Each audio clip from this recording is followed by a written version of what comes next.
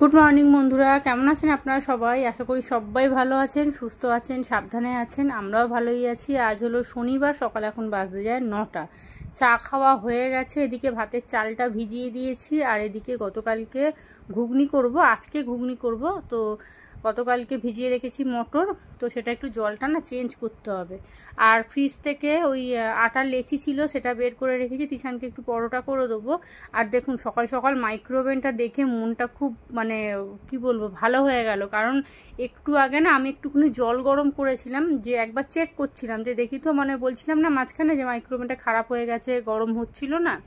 তো সেই কারণে দেখছিলাম যে দেখি আবার মানে ওই ঠান্ডা হচ্ছে কিনা কি গরম হচ্ছে কিনা এরকম আর কি একটু চেক করি। 30 সেকেন্ড জলটা গরম করতে দেখলাম ভালোই গরম হলো। তারপর হঠাৎ করে মনে পড়লো যে তিশান তো পরোটা খাবে, আটা তো বের করে রেখেছি। তো গতকালকে একটু আলু চচ্চড়ি আছে, ওটাই না ওই মাইক্রোওভেনে দিয়েছি 1 মিনিট মতো, দেখি গরম হয় কিনা।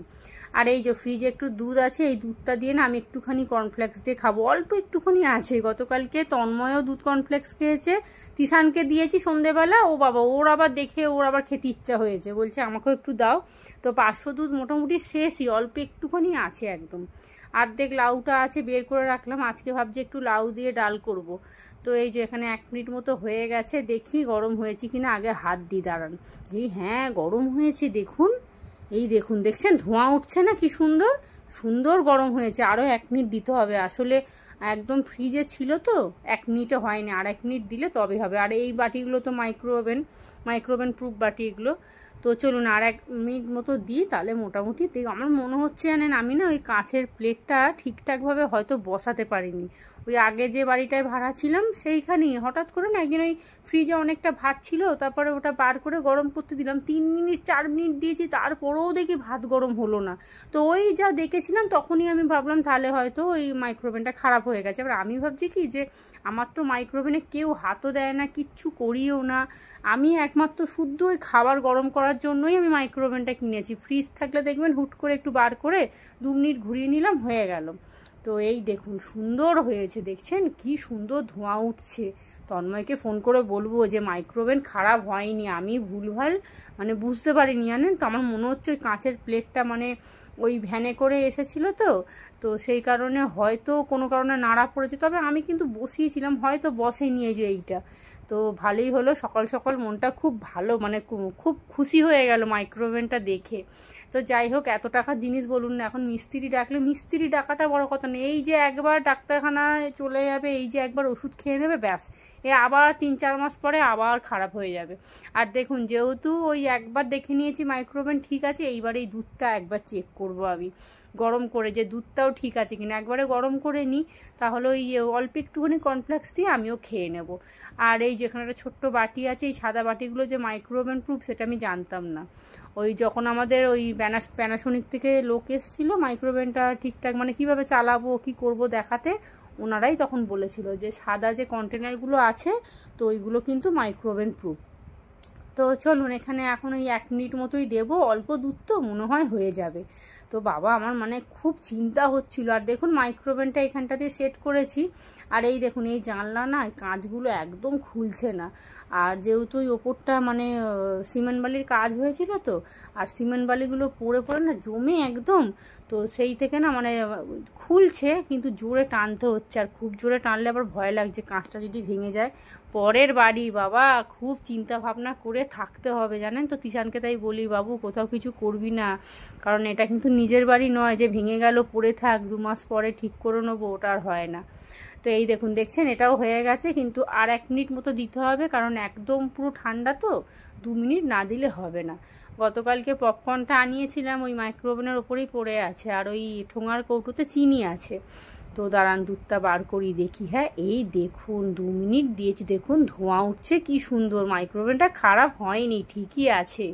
তো চলুন ভালোই হলো বাবা, আমি তো মাইক্রোওভেনের লোক ডাকবো বলে একদম রেডি ছিলাম, খালি বোর্ডটা ছিল না তো, এবার ওনারা এসে চেক করবে। এখানে একটা বোর্ড আমি করে নেবো, তবে বাড়িওয়ালা কাকিমাকে বলা আছে যে আমি কিন্তু ওটা আবার খুলে নিয়ে চলে যাবো, বললো তুমি যা করবে করবে, তুমি যখন যাবে তখন মিস্ত্রিকে দিয়ে সব খুলে নিয়ে চলে যাবে। তো এটা একটা সুবিধা। তো এই যে এখানে আলু চচ্চড়ি আর দুধ একদম গরম করে নিয়েছি। তিশান এখনও আসেনি, 9:30 বাজে, গরম গরম পরোটাটা ভাজবো, ওকে দিয়ে দেবো, আসার একটু আগে পরোটা ভাজবো। তো চলুন, দুধের বাটিটা জল দিয়ে রাখবো। দুধের বাটি নাকি শুনেছি ওরকম শুকনো রাখতে নেই, একটু জল দিয়ে রাখতে হয় ভিজিয়ে। তো এই যে তিশান আসবে একটু পরেই, প্রায় 10টা 10-15 হয়ে গেছে। এখন তো স্কুল ছুটি, ওই উচ্চ মাধ্যমিকের সিট পড়ছে ওদের স্কুলে, সেই কারণে এখন 18 তারিখ অবধি ছুটি থাকবে, তারপরে তো স্কুল খুললেই পরীক্ষা। তো চলুন, 3খানার মতো পরোটা হয়েছে, ওকেই দিয়ে দেবো, পেট ভরে খেয়ে নেবে। গতকাল রাত্রিরেও কিচ্ছু খায়নি, ওই যে দুধ কর্নফ্লেক্স খেয়েছিল ওটা খেয়েই শুয়ে পড়েছে, বলছে মা আমার আর খিদেই নেই। আর এখানে আলু চচ্চড়ি, আর এই দেখুন দুধটা মোটামুটি গরম তো ছিলই, তবে এখন অনেকটা প্রায় ঘন্টাখানেক হয়ে গেছে, তো ঠান্ডা হয়ে গেছে আবার। আজকে ইচ্ছা আছে বড় যে ঢাউস বস্তাটা আছে ওটা আজকে খুলবো, ওর মধ্যে কি আছে না আছে দেখবো। সব থেকে বড় কথা, চিরুনি খুঁজে পাচ্ছি না, দাঁত মাজা ব্রাশ খুঁজে পাচ্ছি না, সব কিছু সমস্যা হয়ে গেছে। আর ওয়ার্ড্রব আর এই যে ড্রেসিং টেবিল, দেখুন কখন থেকে চিন্তা করছি কোথায় কি রাখবো। প্রথমে ভাবলাম ঠাকুরটা এখানে রাখবো, কিন্তু ঠাকুরটা ওখানে রাখলে হবে না, খাটের মধ্যে মানে একদম খাটটা ছোঁয়নি কিন্তু একটুখানি বাকি আছে, জাস্ট ওরকম করে ঠাকুর রাখা যায় না। তো এই যে ঘরদোর সব পরিষ্কার করছি, রান্নাও করবো, আর এই ওয়ার্ড্রবটা যে কোথায় রাখবো আমার তো মাথায় ঢুকছে না, জায়গা খুঁজে আমি আর পাচ্ছি না। তবে এই ওয়ার্ড্রবটাকেও সরাতে হবে, এই যে এইটাকে এখানে ভেবেছিলাম রাখবো, কিন্তু এই যাতায়াতের পথ তো মানে অসুবিধা হয়ে যাবে। দেখুন ফাইনালি চিন্তা ভাবনা করে এই দুটোকে এইখানটা রেখেছি, এইটাই একদম ঠিকঠাক জায়গা। আর ড্রেসিং টেবিলের কাঁচটা মোটামুটি দেখলাম, ওই তাকটা যে দেখছেন অতটাই উঠবে, অসুবিধা হবে না আর কি। আর এই জায়গাটা বেশ মানে ঘরের সামনে দেখবেন গ্যাঞ্জাম থাকলে দেখতে ভালো লাগে না, মানে সেই বিচ্ছিরি লাগে দেখতে। তো সেই জন্য ঘরের সামনেটা তন্ময় বলেছে আর বেশি কিছু জিনিসপত্র ঢোকাবে না, তবে এই ওয়ার্ড্রবটা এখন কোথায় রাখবো সেটাই চিন্তা ভাবনায় পড়ে গেছি। আর এখানে দেখুন ভাত বসিয়ে দিয়েছি, আর ওদিকে কিন্তু প্রেসারে কিন্তু ডাল বসিয়েছি, আজকে লাউ দিয়ে ডাল করব। আর তার সাথে আলু পোস্ত করব ভাবছি, আর একটা কিছু ভাজাভুজি বা ডিম ভাজা করে নেবো।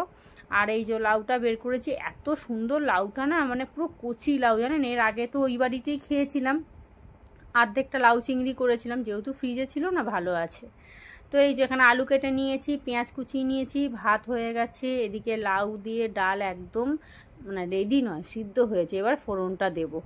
আর আমি এদিকে 1 বাটির মতো ছাতু গুলে বেশ করে খেয়ে নিয়েছি। গতকালকে ওই লেবু দিয়ে ছাতু খেয়েছিলাম না, বাবা বুক ফুক সব জ্বালা জ্বালা করছে জানেন, মানে অম্বল হয়ে গেছে, সঙ্গে সঙ্গে জোয়ান চিবিয়ে জল খেলাম আগে। তো চলুন, এই জিরের কৌটোটা অনেক কষ্টে খুঁজে খুঁজে বার করলাম, কারণ লাউ দিয়ে ডালে একটু জিরে ফোড়ন দিলে, শুকনো লঙ্কা জিরে দিলে দেখবেন খেতে খুব ভালো লাগে। তো ওইটাই দেবো, আর একটু ঘন করে করব।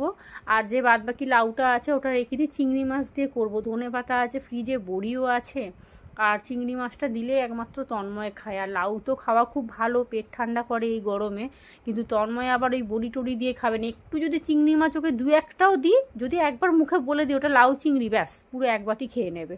তাতে যদি 2টো চিংড়িও থাকে ও বলবে না যে কেন 2খানা চিংড়ি আছে 6খানা নেই কেন, ওই যে লাউ চিংড়ি ব্যাস। আর যেহেতু চিংড়ি মাছ দেওয়া হয়, তো দেখবেন যে কোনো তরকারিতে চিংড়ি মাছ দিলে না তরকারির স্বাদটাই পুরো পাল্টে যায়। তো চলুন, রান্নাবান্না বলতে এদিকে ডিম ভাজা হয়ে গেছে, আর এদিকে শুকনো শুকনো করে আলু পোস্ত করেছি, লাউ দিয়ে ডাল হয়ে গেছে। আজকে ঘরদোরের যা অবস্থা বাবা, আমিও খুব ক্লান্ত হয়ে গেছি। এই যে লাউ দিয়ে ডাল একদম রেডি, আর ঘন ঘনই হয়েছে, কিন্তু যেহেতু ওই ঠান্ডা হয়ে গেছে তো তাই থিতিয়ে গেছে। দাঁড়ান আপনাদের একটুখানি ঘেঁটে দেখাই, এই দেখুন। আর একটু ঘন হলে কিন্তু ভালো হতো, লাউ দিয়ে ডাল একটু ঘন ঘনই ভালো লাগে। আর এদিকে আমার ভাত হয়ে গেছে, আর এবারে চাপা দিয়ে দিই চলুন। আর যেহেতু জিনিসপত্রগুলো সব মানে নাড়ান কি বলবো, ওই এদিক ওদিক করছি তো সেই কারণে না প্রচণ্ড ধুলো উঠছে। তো এখন বাজে বিকেল 4টে, আমার এই সবে মানে মোটামুটি একটুখানি গুছিয়েছি। আর এই যে আমার জন্য 1 পিস তেলাপিয়া মাছ বার করেছি, মা যে পাঠিয়েছিল, তো এইটাই। আর আমার মা এসেছে, মা মানে এই 3:30-4টে করে আসে, দেখে ঘরদোরগুলো পয়সা করছি কিনা, কি করছি আর কি, একটু উকি মারে। আজকে কিন্তু তিশানও এখনও খায়নি, তন্ময় 1:30টার দিক করে খেয়ে দিয়ে চলে গেছে। তিশান ভাত খেলো তখন প্রায় 5টার দিক করে, আমি খেয়ে উঠেছি, তারপরে ও উঠলো। আর ও যেহেতু তোমার ওই স্কুল পড়ায় এতটা আসলে মানে যাতায়াত করতে হচ্ছে, তো ওরও শরীর খুব ক্লান্ত। সন্ধে এখন বাজতে যায় প্রায় 7:30। তন্ময় এসে গেছে, ওর জন্য একটুখানি মুড়ি মাখবো, আর এখানে 1 কাপ চা করেছি। আর দেখুন যে পপকর্নের যে প্যাকেটটা নিয়ে এসেছিলাম ওটাই যে প্রেশার কুকারে দিয়ে দিয়েছি। এখন না পপকর্ন দেখছি অনেক কমিয়ে দিয়েছে, আগে প্রায় ওই হাফ প্রেশারের মতো পুরো হতো, প্রেশার কুকারটা পুরো হাফ হয়ে যেত মানে ফুটে ফুটে। তো এখন দেখছি অনেকটা কমিয়ে দিয়েছে। রাত্রি এখন 10:30 বাজে, রাতে রান্না বান্না একদম রেডি। এখানে গরম গরম পরোটা করেছে, তার সাথে আলু চচ্চড়ি করলাম। ঘুগনি দিয়ে বলছে পরোটা কেউ খাবে না, সেই জন্য এই যে প্রেশারে আলু চচ্চড়ি করেছি, ধনেপাতা দিয়েছি। রান্না বান্না সব কিছু হয়ে গেছে, চলুন এবারে খাওয়া দাওয়া করবো, গ্যাস মুছবো, অনেক কাজ আছে। তো ভিডিওটাও এখানেই শেষ করছি। আপনারা সবাই ভালো থাকবেন, সুস্থ থাকবেন। আজকের মতো সবাইকে টাটা।